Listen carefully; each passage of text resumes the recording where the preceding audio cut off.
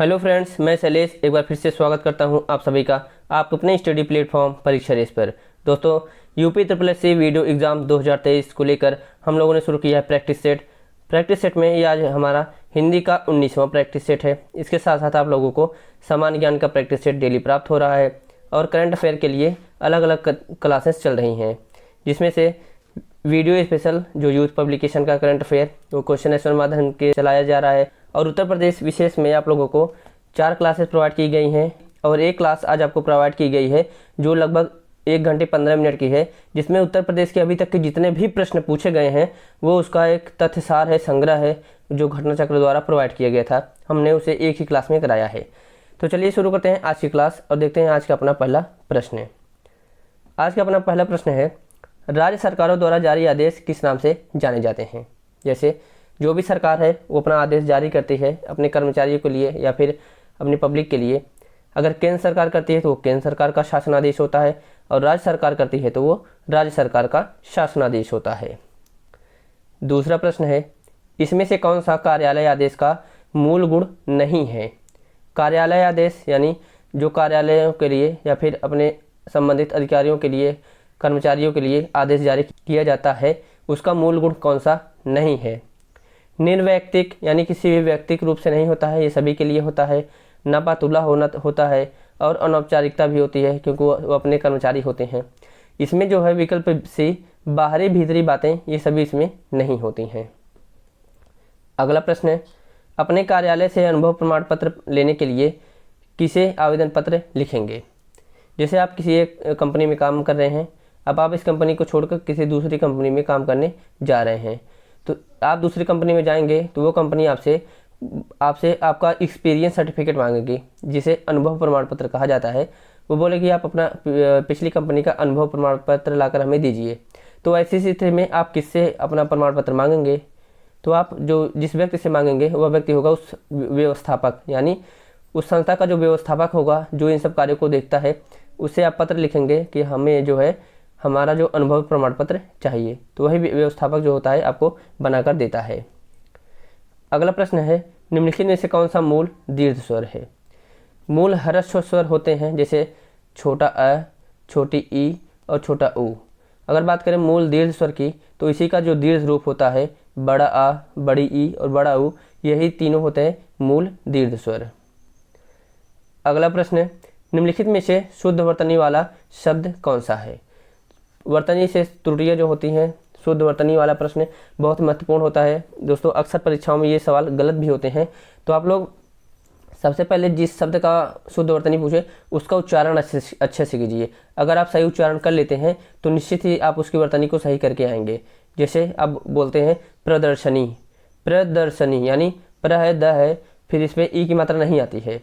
र जो होता है ये बड़ी सा पर आ रहा है, प्रदर्शनी, तो अर्थात विकल्प बी इसका सही उत्तर होगा।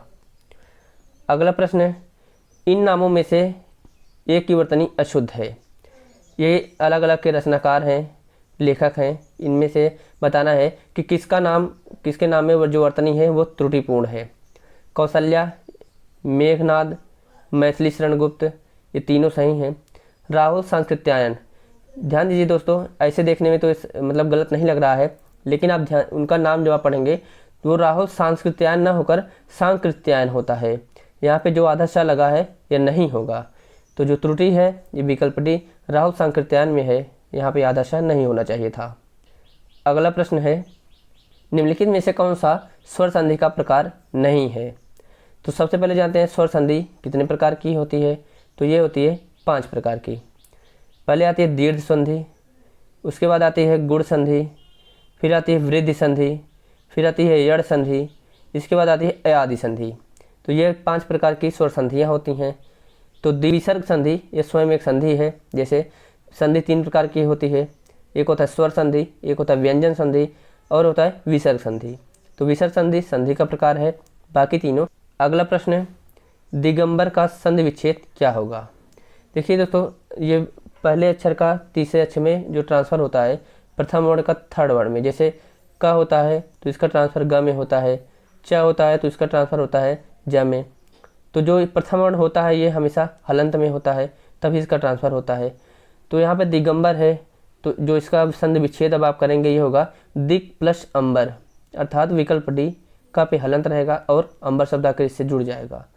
आ आकर इससे जुड़ता है तो ये पूरा वर्ण हो जाता है और तीसरे में परिवर्तित हो जाता है तो ये ग बदल जाता है। अगला प्रश्न है आजन्म शब्द में कौन सा समास है। तो आजन्म का जो आप समास वगैरह करते हैं इसका जो मूल शब्द होता है ये होता है जन्म। जन्म के आगे जुड़ता है आ जो एक अव्यय के रूप में जुड़ता है। अव्यय वह शब्द होता है, वह शब्दांश होता है जो किसी शब्द में जुड़कर उसके अर्थ को बदल देता है। जैसे यह जन्म था, इसके पहले जब आ लगा तो इसका पूरा अर्थ ही बदल गया। तो जहाँ कभी भी अव्यय आगे लगकर उसके अर्थ को बदल देते हैं वहाँ पर होता है अव्ययी भाव समास। अव्ययी भाव समास का जो प्रथम पद होता है वह प्रधान होता है।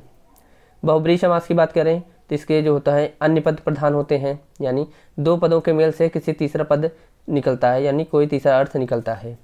कर्मधारय समास में प्रथम पद विशेषण होता है और दूसरा पद जो होता है वो विशेष्य होता है। आइए आगे देखते हैं। अधोलिखित शब्दों में से किस शब्द में तत्पुरुष समास है। तत्पुरुष समास इसमें पूछा हुआ है। तो जैसे आप इसका जब समास विग्रह करेंगे, जैसे पराधीन शब्द का समास विग्रह करेंगे तो ये हो जाएगा पर के अधीन। यहाँ पर के विभक्ति का लोप है, के परसर्ग का लोप है। तो के विभक्ति के जब परसर्ग है यह विभक्ति आप अगर देखेंगे तो संबंध का लोप है। संबंध में क्या होता है, जैसे का, की, के, तीनों जो होते हैं परसर्ग ये संबंध तत्पुरुष समास के होते हैं। तो इसमें जो समास होगा पराधीन में ये होगा संबंध तत्पुरुष समास। अगला प्रश्न देखते हैं। अलंकार में किस उपसर्ग का प्रयोग किया गया है। तो अलंकार का जब आप संधि विच्छेद करेंगे ये होता है अलम प्लस कार। अलम प्लस कार से मिलकर बनता है अलंकार। ध्यान दीजिएगा म पर हलंत रहेगा, तो विकल्प डी इसका सही उत्तर हो जाएगा। अगला प्रश्न प्रागैतिहासिक में पूछा है, इसमें उपसर्ग कौन सा है या फिर किस उपसर्ग का प्रयोग किया गया है। तो ध्यान दीजिए ना ही यहाँ पे प्रा होगा ना ही प्राग होगा, यहाँ पर होता है प्राग। वही संधि यहाँ पर भी है, प्रथम वर्ण का तीसरे वर्ण में बदल जाना, क का ग में बदल जाना। प्राग पर जो होता है क पे हलंत रहेगा। उसके बाद ऐतिहासिक शब्द जब आकर इसमें जुड़ेगा तो अ की मात्रा ग पर आकर लग जाती है तो ये हो जाता है गए। तो यानी विकल्प पे प्राग जो होता है उपसर्ग प्राग ऐतिहासिक में होता है, यह एकदम सही है। अगला प्रश्न है आहा आप आ गए। वाक्य में जो आहा शब्द है यह किस रूप में प्रयोग किया गया है। जैसे कोई आपके घर आता है तो आपको सरप्राइज जैसे होता है तो आप कहते हैं आहा आप आ गए। तो जैसे पूछा है कि यह संज्ञा है, सर्वनाम है, अव्यय है या फिर विशेषण है। तो ध्यान दीजिए जब कभी ऐसे शब्द का प्रयोग होता है उसके साथ विसर्ग का ये विस्मयादि बोधक जो चिन्ह होता है इसका प्रयोग किया जाता है तो यहाँ पर अव्यय होता है। यह कैसा अव्यय है, यह एक विस्मयादि बोधक अव्यय होता है। विस्मयादि बोधक अव्यय अगर पूछा जाए तो ये कुल 8 प्रकार के होते हैं। अगला प्रश्न है निम्नलिखित में से कौन सा शब्द तत्सम रूप है, यानी इसमें से कौन सा शब्द का तत्सम रूप है। अंधकार, अंधियारा, अंधेरा और रात ये सभी एक दूसरे के पर्यायवाची हैं, यानी रात के पर्यायवाची हैं। इसमें बात करें कौन सा तत्सम रूप है तो ये हो जाता है अंधकार। अंधकार शब्द एक तत्सम रूप है। अगला प्रश्न इसमें पूछा है कि कंगन का तत्सम रूप कौन सा है। कंगन एक तद्भव शब्द है जिसे कंगन के बारे में आप लोग जानते ही होंगे। तो इसका जो तत्सम होता है ये हो जाता है कंकड़। कंकड़ का तद्भव हो जाता है कंगन। अगला प्रश्न है निम्नलिखित शब्दों में से तत्सम शब्द कौन सा नहीं है, यानी इसमें से 3 शब्द हैं जो तत्सम है, एक शब्द जो है वो तत्सम नहीं है। आपको वही बताना है इसमें से कौन सा तत्सम नहीं है, यानी कौन सा तद्भव है। कार्य की बात करें तो कार्य एक तत्सम है, इसका जो तद्भव होता है काज। युक्ति ये तत्सम है। श्रृंगार ये भी तत्सम है। श्रृंगार से जो है आपका जो वर्तनी शुद्धि वाला जो प्रश्न होता है उसमें यह भी पूछा जाता है। तो वहाँ पर ऑप्शन आपको श्रृंगार ऐसे भी लिखा मिलता है गा, लेकिन ये गलत होता है। श्रृंगार में ये रिंगार होता है। यहाँ पे पूछा कि कौन सा तत्सम नहीं है, तो चख शब्द जो है एक तद्भव शब्द है, ना कि तत्सम शब्द है। अगला प्रश्न है रचना या बनावट के आधार पर शब्द का भेद है, यानी रचना या बनावट के आधार पर शब्द के कौन कौन से भेद होते हैं। तो बात करेंगे जैसे रूढ़ शब्द की। रूढ़ शब्द वे शब्द होते हैं जिनको आप दो शब्दों में नहीं तोड़ सकते हैं। जैसे बात करेंगे जैसे कान है, तो कान एक शब्द है, अगर आप इसको तोड़ेंगे का अलग होगा ना अलग होगा तो उसका अपना कोई अर्थ नहीं होता है। अगर बात करें यौगिक शब्द की, यौगिक शब्द दो शब्दों से मिलकर बनते हैं और दोनों का अपना अलग अलग अर्थ होता है। जैसे हिमालय है, हिमालय, हिम अलग और आलय अलग आप तोड़ने तो दोनों का अलग अलग अर्थ होता है। मूलतः जो योग रूढ़ शब्द होते हैं ये आपके बहुब्रीहि समास के उदाहरण होते हैं। जैसे इनके दो शब्दों से मेल से एक तीसरा अर्थ निकल कर आ जाता है। जैसे लंबा प्लस उदर जब मिलता है तो हो जाता है लंबोदर, और लंबोदर का अर्थ निकल कर आ जाता है जैसे श्री गणेश। अर्थात इसमें पूछा कि बनावट के आधार पर शब्द के भेद हैं, तो रूढ़, यौगिक और योग रूढ़ ये तीनों जो हैं यानी विकल्प डी उपयुक्त सभी इसका सही उत्तर होगा। अगला प्रश्न है, निम्नलिखित में से कौन सा शब्द समूहवाचक संज्ञा है। यहाँ पे पूछा है समूहवाचक संज्ञा। मोहन शब्द एक व्यक्तिवाचक है। बात करें पुस्तक की तो पुस्तक एक जातिवाचक है या समूह, यानी कि जो किसी भी श्रेणी का जो पूरा नेतृत्व करता है वो होता है जातिवाचक। जैसे पुस्तक एक जातिवाचक है, लड़का एक जातिवाचक है, नदी भी जातिवाचक है। कक्षा शब्द जो है ये एक समूहवाचक है, क्योंकि बहुत सारे विद्यार्थियों से बनकर मिलकर बनती है कक्षा, तो कक्षा एक समूहवाचक हो जाता है। बात करें ऐसे जैसे सेना, पुलिस, ये सभी जो होते हैं ये समूहवाचक होते हैं। अगला प्रश्न है, इनमें से कौन द्रववाचक संज्ञा है। द्रववाचक संज्ञा जब कभी भी पूछे तो ध्यान दीजिए आप यहाँ पर हमेशा कोई ना कोई पदार्थ होना चाहिए। तो जो भी पदार्थ होते हैं वो द्रववाचक संज्ञा के उदाहरण होते हैं। तो इसमें से कौन सा है, तो आप देखेंगे लोहा। लोहा एक पदार्थ है। इसके साथ अगर जैसे बात करें पानी, तेल, ये सभी जो पदार्थ हैं ये द्रववाचक संज्ञा के उदाहरण होते हैं। अगला प्रश्न है, मैं अपने आप वस्त्र साफ कर लेता हूँ, इस वाक्य में कौन सा सर्वनाम है। तो यहाँ पर जो मैं अपने आप, यानी कोई व्यक्ति जब अपने आप के लिए अपने आप शब्द का प्रयोग करता है, जैसे मैं आप ही अपना कार्य कर लूँगा, आप ही अपना कार्य कर लेना, तो यहाँ पर हो जाता है निजवाचक।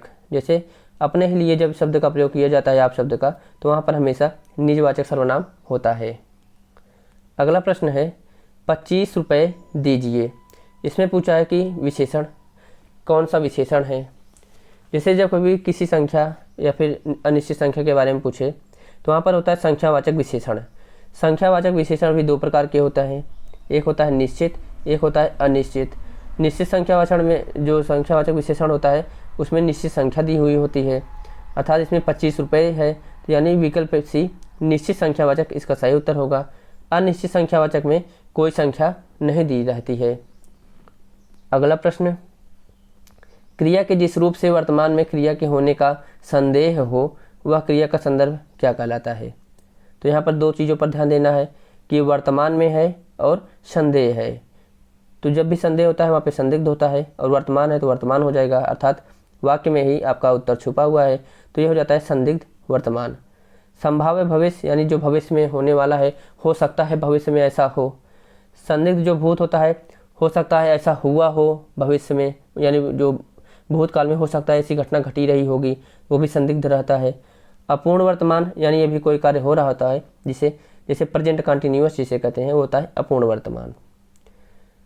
अगला प्रश्न है, हमें प्रतिदिन सूर्य नमस्कार करना चाहिए।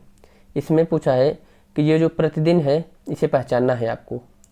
तो अगर आपको ऐसे शब्द पहचानने में कठिनाई हो रही हो तो आप देख लीजिए उसमें समास कौन सा है।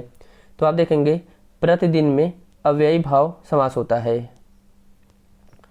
तो यहाँ पर यानी जो दिन के पहले जो शब्द जुड़ा हुआ है प्रति, वह एक अव्यय है, तो यहाँ पर जो रेखांकित शब्द है वो अव्यय के रूप में प्रयोग किया गया है। अगला प्रश्न है, बारी बारी में अव्यय है। बारी बारी में आप देखेंगे जो प्रथम शब्द होता है यह एक अव्यय शब्द है। अगर इसमें समास पूछ ले कौन सा है तो यह अव्ययी भाव समास हो जाता है। क्योंकि इसमें न ये दोनों नहीं दिया है तो यहाँ पर है श्रेणीवाचक, यानी कोई शब्द बार बार एक श्रेणी के रूप में आ रहा है तो ये हो जाता है श्रेणीवाचक अव्यय। अगला प्रश्न देखते हैं, इनमें से किस शब्द के पर्यायवाची गलत हैं। आइए देखते हैं। कमल का पर्यायवाची जलज, पंकज, सरोज। जो भी पानी यानी जल का पर्यायवाची होता है जब उसके पीछे ज शब्द जुड़ जाता है, ज वर्ण जुड़ जाता है, वो जल यानी कमल का पर्यायवाची बन जाता है। इसके पीछे अगर 10 वर्ण जुड़ जाता तो यह बादल का पर्यायवाची बन जाता। यहाँ पर पहला कमल का जो पर्यायवाची है ये बिल्कुल सही है। पुष्प का होता है कुसुम, सुमन, फूल, ये सभी सही हैं। सरस्वती का जैसे गिरा, भारती, वाणी, बीड़ा, पाणी, ये सभी सही है। सूर्य का जो पर्यायवाची होता है ये होता है दिनकर, दिवाकर, भानु, भास्कर, ये सभी सूर्य के पर्यायवाची होते हैं। लेकिन दिवस, याम, वासर, ये सभी जो है ये दिन के पर्यायवाची होते हैं। तो यानी विकल्प डी, इस सूर्य का जो पर्यायवाची ये गलत है, यही उत्तर सही होगा। अगला प्रश्न है हाथी का पर्यायवाची बताओ। इसमें से एक शब्द हाथी का पर्यायवाची है, आपको उसको बताना है। तो आइए तब तक हम देखते हैं, आप उसका उत्तर दीजिए, तब तक हम और भी पर्यायवाची आपको बता देते हैं। जैसे हाथी को गज भी कहा जाता है, तो गज है तो इसे गजानन भी कहा जाता है। इसके साथ साथ अगर बात करें एरावत भी कहा जाता है, एरावत, और गजेंद्र भी कहा जाता है। तो दंत भी, इसके दो जैसे दांत बड़े बड़े होते हैं इसलिए दंत भी कहा जाता है। इसमें से अगर पूछे व्याल राज, व्याल जो होता है ये सर्प का पर्यायवाची होता है, सांप का। मतंग शब्द जो है ये हाथी का पर्यायवाची है, यानी विकल्प सी मतंग हाथी का पर्यायवाची है, यही उत्तर इसका सही होगा। अगला प्रश्न, निम्नलिखित में उदत्त शब्द का विलोम क्या होगा। उदत्त क्या होता है, सबसे पहले इसका अर्थ समझिए। उदत्त मतलब जैसे कहते हैं कि कोई व्यक्ति उदत्त है, यानी वह थोड़ा उजड्ड है। तो इसका जो विपरीत होता है वो होता है विनीत, अर्थात कोई व्यक्ति जो डिसेंट होता है, हम कहते हैं कि बहुत विनीत आदमी है, बहुत शीलवान आदमी है, बहुत अच्छा आदमी है, तो वो होता है डिसेंट यानी विनीत। तो उदत्त का विलोम होता है विनीत। अगला प्रश्न है उन्मूलन का विलोम क्या है। तो उन्मूलन का अर्थ होता है, सबसे पहले उन्मूलन का अर्थ जानिए। इसका अर्थ होता है किसी भी चीज़ को जड़ से समाप्त करना। जैसे उन्मूलन के लिए जैसे पोलियो उन्मूलन अभियान चला था, टीबी उन्मूलन अभियान चल रहा है, यानी टीबी को जड़ से समाप्त करने के लिए अभियान चल रहा है। इसका जो विलोम होता है ये होता है रोपण। जब किसी चीज़ का रोपण किया जाता है, यानी किसी चीज़ का विस्तार किया जाता है, किसी चीज़ को स्थापित किया जाता है, वो रोपण होता है। तो उन्मूलन का होता है जड़ से समाप्त करना, रोपण का अर्थ होता है जड़ स्थापित करना। तो विकल्प डी इसका सही उत्तर होगा। अगला प्रश्न है नायक और नायिका एक दूसरे के रिक्त स्थान, यहाँ पे आपको भरना है, में तड़पते हैं। तो रिक्त स्थान के लिए आपको उचित शब्द यहाँ पे बताना है कि नायक और नायिका एक दूसरे के लिए कब तड़पते हैं। जब वो दुखी होते हैं, या फिर जब वो प्रेम में होते हैं, क्या वो जब संयोग में होते हैं यानी जब मिलते हैं, या फिर जब वो वियोग में होते हैं, एक दूसरे से अलग होते हैं। तो नायक और नायिका कब तड़पते हैं, जब वो वियोग में होते हैं, यानी जब एक दूसरे से अलग होते हैं या अलग हो रहे होते हैं। अगला प्रश्न है करुणा किसी रिक्त स्थान की अपेक्षा नहीं करती। जैसे जो करुणा होती है, करुणावान व्यक्ति होते हैं, किसी के लिए निस्वार्थ भाव से कोई कार्य करते हैं, तो वह उसके प्रति किसी चीज़ की अपेक्षा नहीं करती, यानी प्रतिकार। प्रतिकार का अर्थ क्या होता है, जैसे किसी भी पुरस्कार या फिर किसी भी लाभ, किसी भी लोभ के बदले में कोई कार्य नहीं करना, या फिर कह सकते हैं मुआवजा। जो प्रतिकार का अर्थ होता है मुआवजा, यानी जो करुणा होती है वो किसी मुआवजे की अपेक्षा नहीं करती है। तो विकल्प 20 का सही उत्तर होगा। अगला प्रश्न है जिसका कोई शत्रु जन्मा ही ना हो उसके लिए एक शब्द क्या होता है। आप लोग इसके उत्तर बताइए। एक ऐसे और होता है जिसका कोई शत्रु ज्ञात ना हो तो उसे कहा जाता है अज्ञात शत्रु। जिसका कोई शत्रु जन्मा ही ना हो उसे कहा जाता है अजात शत्रु।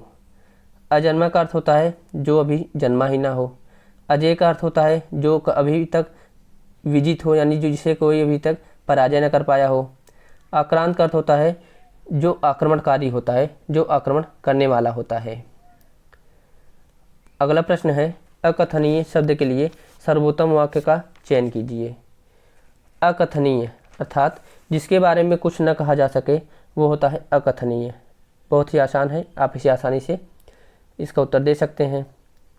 अगला प्रश्न है चौकड़ी भूल जाना।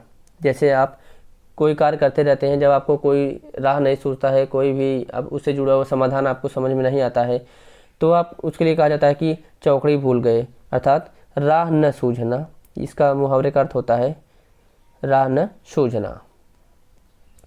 अगला प्रश्न है जूतियों में दाल बांटना। यह एक मुहावरा है। तो जूतियों में दाल बांटना का अर्थ होता है अर्थात किसी को अपमानित करना या फिर किसी का अपमान करना, ये होता है जूतियों में दाल बांटना। अगला प्रश्न है, काला अक्षर भैंस बराबर। अक्सर ये लोकोक्ति आप सुनते होंगे, इसका उपयोग किया जाता है। जो कोई व्यक्ति जैसे होता अनपढ़ होता है, पढ़ा लिखा नहीं होता है, उसके लिए कहते हैं कि काला अक्षर इसके लिए भैंस बराबर है। तो यानी विकल्प ए, पढ़ा लिखा न होना, इसका सही उत्तर होगा। अगला प्रश्न है, निम्नलिखित में से मिश्र वाक्य का चयन कीजिए। प्रातःकाल होने पर चिड़िया चहकने लगती हैं, यह एक सरल वाक्य है। इसके बाद है, सुबह पहली बस पर पकड़कर शाम तक लौट आओ। सुबह पहली बस पकड़कर शाम तक लौट आओ, यह भी सरल वाक्य है। जो विद्यार्थी परिश्रमी है वह अवश्य सफल होगा। जो का सो से संबंध है, यानी जो सो जब जहाँ कहीं पे आता है या फिर जो वह जहाँ कहीं पे भी आता है, तो ये हो जाता है आपका मिश्र वाक्य। अगर जब कभी भी वाक्य के बीच में और शब्द हो, या शब्द हो, अन्यथा शब्द हो, तो ऐसे शब्दों से जब वाक्य जुड़ते हैं तो वहाँ पर हो जाता है संयुक्त वाक्य। तो यहाँ पर विकल्प सी मिश्र वाक्य है, इसका सही उत्तर होगा। अगला प्रश्न है, परिश्रम करके सफलता प्राप्त करो। तो इसमें पूछा कि यह वाक्य का प्रकार है, आप बताइए। परिश्रम करके सफलता प्राप्त करो, इसमें कोई योजक शब्द का प्रयोग नहीं किया गया है, न ही कोई दो वाक्य जोड़ रहे हैं, या एक ही वाक्य है, परिश्रम करके सफलता प्राप्त करो, अर्थात ये सरल वाक्य है। यहीं पे होता परिश्रम करो और सफलता प्राप्त करो, यानी और शब्द से अगर ये दोनों जुड़े होते हैं, यानी परिश्रम करो और सफलता प्राप्त करो, तो ये भी हो जाता संयुक्त वाक्य। लेकिन अभी जो वाक्य है ये सरल वाक्य है। अगला प्रश्न है, सही विकल्प का चयन करें, जो शुद्ध वाक्य है उसको चुनिए। तुम तुम्हारा काम करो, ये गलत है।